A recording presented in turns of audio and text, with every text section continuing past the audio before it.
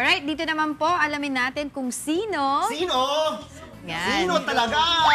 ang makakasama ni Jeko sa ating What's for Breakfast.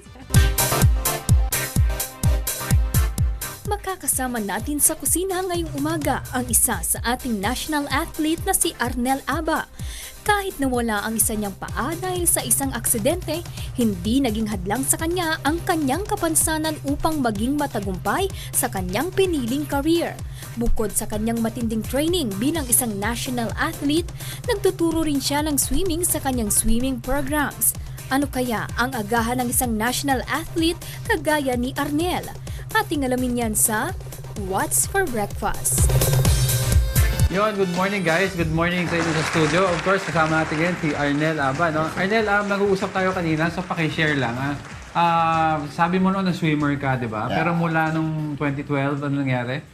Kasi naging uso din yung triathlon, yung swim bike run. So, parang kumbaga, tinatry ko lang kung makakaya ba na may isang kapansanan na ganong laro. So, sinubukan ko yung ganong laro. So, yun.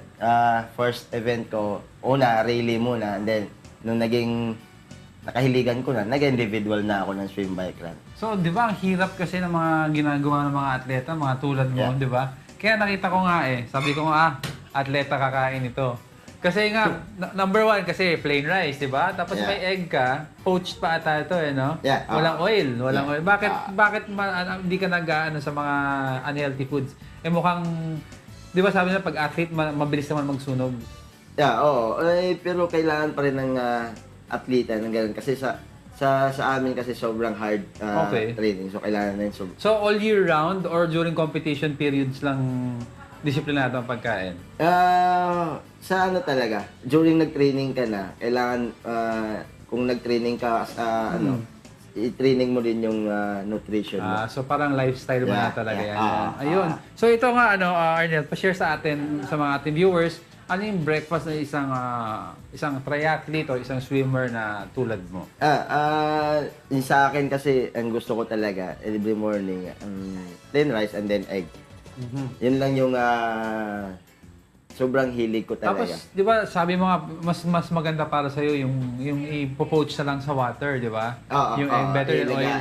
May mga ibang athlete akong kaibigan na tinatanggal nila yung dilaw. Yeah, cholesterol kasi yun. Cholesterol. Pero ikaw okay lang? Okay, sa akin okay lang. Dahil hindi naman always na ginagawa ko. Once in a while lang naman. Okay. Tapos paki-share naman kasi madaming viewers dyan na binabantayan nila mga calorie content nila. Yung kinoconsume nilang calories. Ilang calories tong dish na to na kinakain? Ito 364 calories yung makukuha natin. Okay. Tapos ang baba lang no? 7 grams of fat. And ang maganda tignan dyan kasi yung protein which is 20 grams. Yung carbohydrates nakalagay 50 grams pero then again kasi Arnel, sa kanin lang naman kasi yan. Yeah. But kung gusto natin ng red rice or 'di ba brown rice? Brown rice. Mas bitter brown rice. Mas gusto mo yung brown rice kaysa red? Yeah. Okay. Bakit? Kasi mas maraming makukuha. Kumbaga yung energy mas sustainable mas sustainable. Ayun, okay. Maraming salamat Arnel sa pag-share sa atin kung ano yung breakfast ng isang athlete tulad mo. Ayun, and of course, balik sa inyo dyan sa studio.